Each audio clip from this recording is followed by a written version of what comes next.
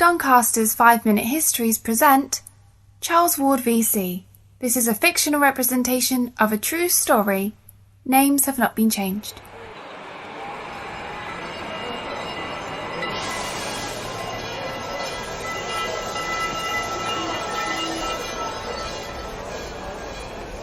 Excuse me, ma'am. Can you tell me what's happening here today? I didn't expect all this. Haven't you heard? Charles Ward is coming home. He's a Victoria Cross hero. Born and bred in Leeds, a real loiner. Oh, you're not from around here, are you, love? Oh, no, I need to catch... Well, I'm really sorry I can't stop. I'm making my way to celebrations. I don't want to be late. Oh, you can only expect to get knocked about a bit on a day like this. Hello? Excuse me. Excuse me. Excuse me, ma'am. Careful. Sir, I thank you. Which way are you going? Excuse me. At last. Hello there, sir. Where do you think you're going? Good afternoon, officer. I'm just trying to get to my train. It should be arriving any moment now.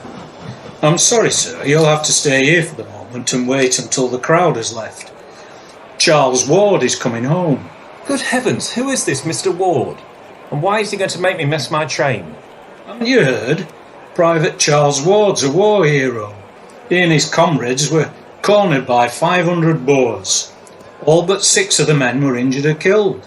The situation looked very grave indeed, but Private Ward single-handedly crossed enemy lines to deliver a message calling for reinforcements.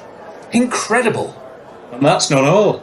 He not only crossed enemy lines to deliver the message, but then he went back to reassure the men. He left a place of absolute safety and recrossed enemy lines. How was he not killed in the crossfire? Well, I wish I could say he came out of it unscathed. He was severely wounded. But on the bright side, he's coming home, and before too long he'll be meeting Queen Victoria herself to receive the Victoria Cross. Oh, that's the Lord Mayor, the one with the chains. And standing next to him is the MP, Orson Walton, and there's Canon Thompson, the Vicar of Hunslet. On the left are the councilors, Bowling, Pickersgill, Bettison, and over there's my boss, Chief Constable Major Tarry. And the other two? The lady and the younger man? I'm not sure. Not anyone I recognise. Perhaps that's Private Ward's mother and brother.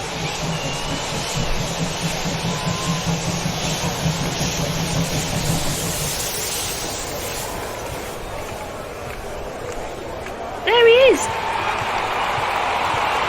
Oh, looks like he's here. We'll get you to your train soon, sir.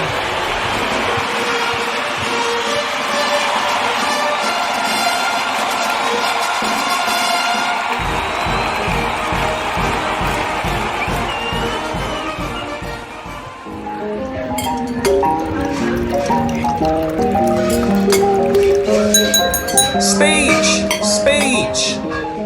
Hello everyone. What a tremendous day this has been.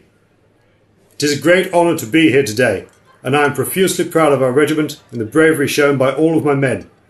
In particular, our VC winner Charles Ward, who put the lives of his comrades before his own. Thank you for your bravery, Private. I would also like to take a moment to remember the bravery of Major Milton, who, had he lived, would most certainly have won a VC too. God bless us all. However, let us now toast to the health of our VC, Private Ward. Hear, hear. Hello, everyone. As you all know, I'm a man of peace. On this occasion, I'm not ashamed, but very proud. And I think everyone here today shares this same sense of pride. Not only is he a Leeds man, but a Hunslet man. We all know that heroic acts are done, often impulsively, but in the face of the greatest danger, this man deliberately made up his mind to risk his own life in order to save his comrades. Good show. Without Private Ward's heroic act, the post would surely have been captured, and all the men would have definitely been killed. Yes, Private Ward's heroism has distinction. It shows that he is a good and selfless man. So I was not surprised when I heard from many of you that Private Ward is not only a hero on the battlefield, but also a gentleman everywhere else. to our VC, Private War.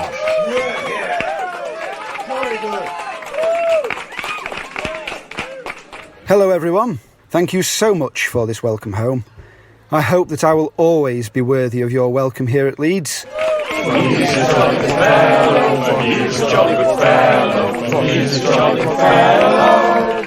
And so say all of us, and so say all of us, and so say all of us. For he's a jolly good fellow, for he's a jolly good fellow, for he's a jolly good fellow.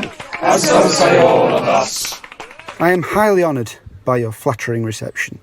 I am only one of the Atkins family, and I cannot speak to this company as I should like.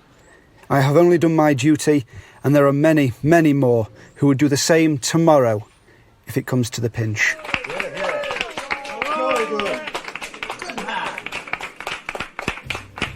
On the 26th of June 1900, at Linley, South Africa, a group of soldiers of the King's Own Yorkshire Light Infantry were surrounded on three sides by about 500 Boer fighters at close quarters. The 2 officers were wounded, and all but 6 of their men were killed or wounded. Private Charles Ward volunteered to take a message asking for reinforcements to the signalling station about 150 yards in the rear of the post. His offer was at first refused owing to the practical certainty of him being shot, but on him insisting, he was allowed to go. He got across untouched through a storm of shots from each flank, and having delivered his message, he voluntarily returned from a place of absolute safety and recrossed to the fire-swept ground to assure his commanding officer that the message had been sent. On this occasion, he was severely wounded, but for this gallant action, the post would certainly have been captured. For this action, Charles was awarded the Victoria Cross, the highest award for gallantry in the face of the enemy. In December 1900, Charles was one of 5 men who were presented with their Victoria Crosses by Queen Victoria herself at Windsor Castle. As Charles was the lowest ranking soldier of the 5, he was last in line. The Queen died just a few weeks later, resulting in Charles Ward being nicknamed Queen Victoria's last VC. Charles was awarded a specially struck gold medal by Mr. William Owen of Leeds and presented with a cheque for £600, equivalent to over £60,000 today. The Leeds Mercury published a poem that had been specially written for Charles, titled A Welcome from the Leeds Loiner, Loiner being a slang name for someone from Leeds.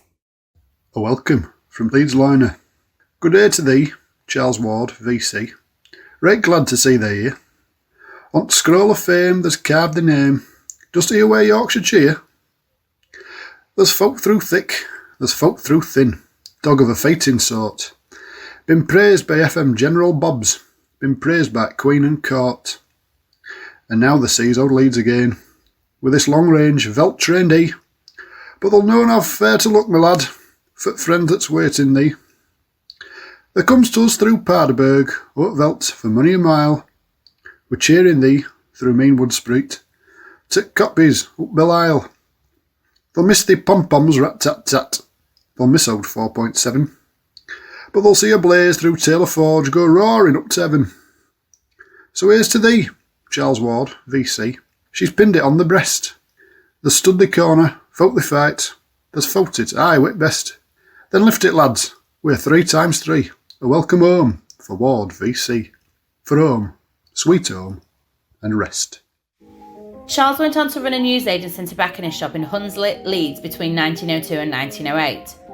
Later, he became a teacher of physical education at Bridgend Grammar School, Glamorgan, Wales, until 1914. After the outbreak of the First World War, he joined the West Riding Regiment and served as a drill instructor training new army recruits. After the end of the war, he returned to Wales, teaching at Barry County School. Charles struggled with his mental health, and his war pension record states he suffered from mania. After the breakdown of his marriage and the death of his wife, Charles was committed to Glamorgan Lunatic Asylum. He died there, aged 46.